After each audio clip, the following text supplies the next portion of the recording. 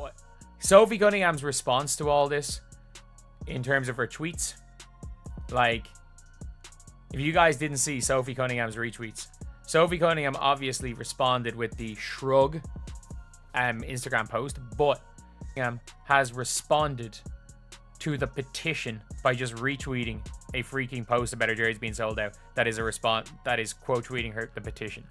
Like, that is the best way of going about it. They called her reckless. They fine her for speaking up. But when they threatened her teammates' safety, she didn't flinch. She fought back. This is not a comeback story. It's a reckoning. I need to talk about this right here. So yesterday's game was obviously funny. Yesterday's game was obviously crazy. But have you guys not seen the petition? The petition, lads. So if you guys didn't see, obviously, there is the Dallas Wings fan page. Take the All-Star game out of Indiana. I'm serious. This is about player safety. Dude, don't worry. Neither JC or Marina's making the All-Star team. Players will be safe. The only player on the Dallas Wings that's going to make the All-Star team is Paige Becker. Introduce Sophie, drafted 2019, 13th overall pick, played for Phoenix Mercury until a trade on January 31st, 2025 to Indiana Fever. Wikipedia +1. Emphasize her arrival at Indiana Fever and how she quickly earned a reputation as a team defender and someone unafraid to speak her mind. Wikipedia +1. Show some past controversies, not only her current issues but also earlier drama, e.g., 2025 accusations that she was involved in an affair with a franchise executive. She strongly denied them. All-Star break in Indiana, and I'm like, man, Dejanay Carrington needs to work her way back into the starting lineup for the worst team in the WNBA before she even thinks about being an All-Star this year. But yeah, it is hilarious. It is absolutely hilarious. Calm, factual, giving context and grounding the story. Everybody knows who Sophie Cunningham is. Everybody wants a piece of Sophie Cunningham. Her jersey is the #1 selling jersey in the WNBA. Sold out. Now, why is that significant? I'll tell you. Because her jersey surpassed the all-time woman, Caitlin Clark. The most popular woman ever in the WNBA, Caitlin Clark, got her jersey surpassed by Sophie Cunningham. Why? Because Sophie Cunningham stood up for Caitlin Clark. Describe the June 2025 game against Connecticut Sun. Tensions rose after her teammate Caitlin Clark was fouled hard, poked and shoved, yet officials failed to properly protect her. CBS Sports +1. Late in the game, Sophie retaliated, grabbed opposing guard JC Sheldon and brought her down during a layup attempt. The clip went viral. CBS Sports +1. She was ejected, received a flagrant 2. Post-game, fines followed. One that feels this way.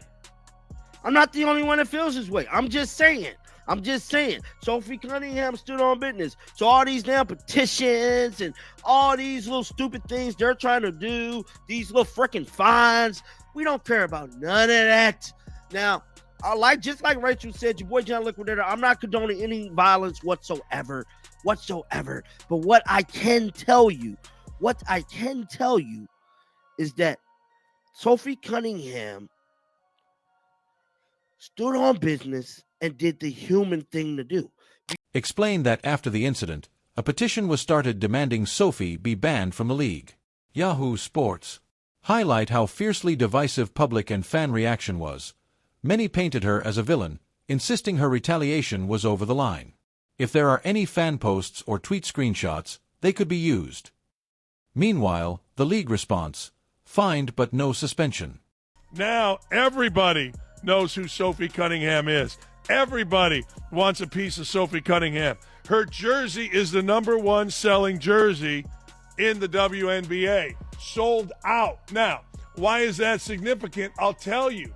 Because her jersey surpassed the all-time woman, Caitlin Clark. The most popular woman ever in the WNBA, Caitlin Clark, got her jersey surpassed by Sophie Cunningham. Why? Because Sophie Cunningham stood up for Caitlin Clark.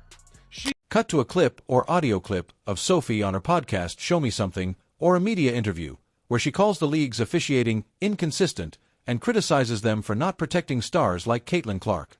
CBS Sports Plus One show that this isn't her first time calling out referees. Earlier in July, she posted a TikTok mocking officials, using lyrics from a song to imply useless refs. That earned her a $500 fine. People.com Plus One.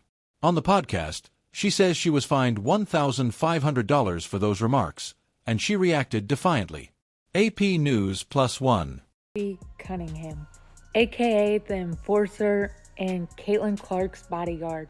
Sophie Cunningham defended the face of basketball, and America was in love. I've honestly never seen so many people agree on one thing on Twitter, and they did last night. And also realizing that you wouldn't want to fight Sophie Cunningham after seeing this headline. Contextualize. 2025 has seen multiple such incidents.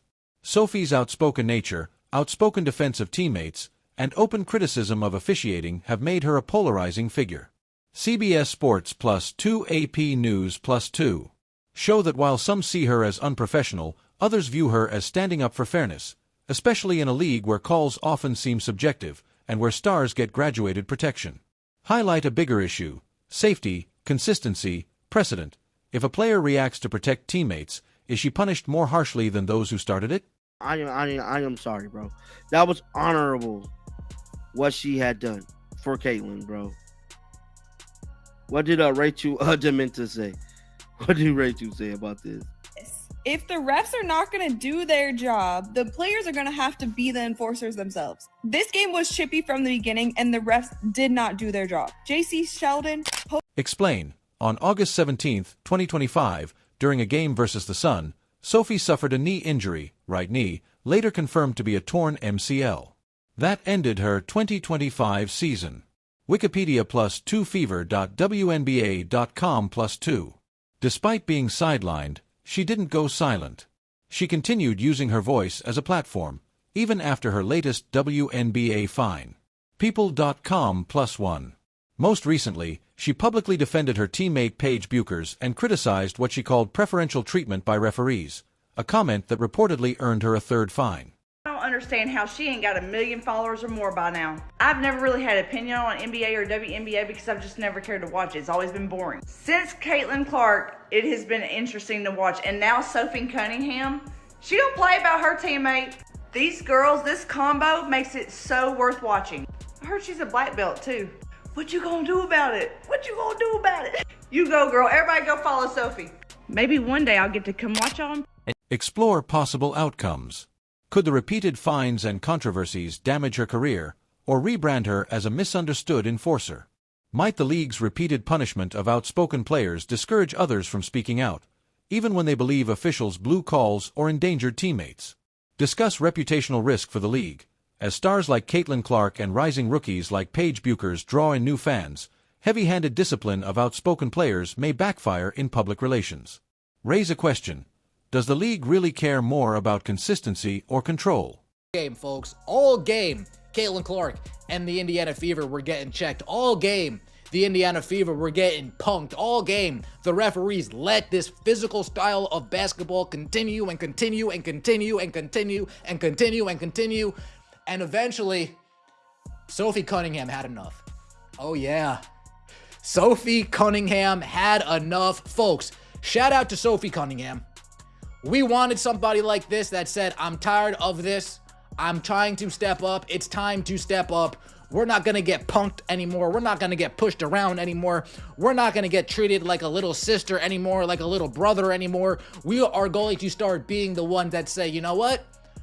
We're not going to start the fight, but we damn sure will finish the fight. Sophie Cunningham. Note that Cunningham's season is over due to her knee injury. Recovery and return timeline uncertain. Wikipedia plus 1. Mention her podcast, Show Me Something, likely to continue as a platform.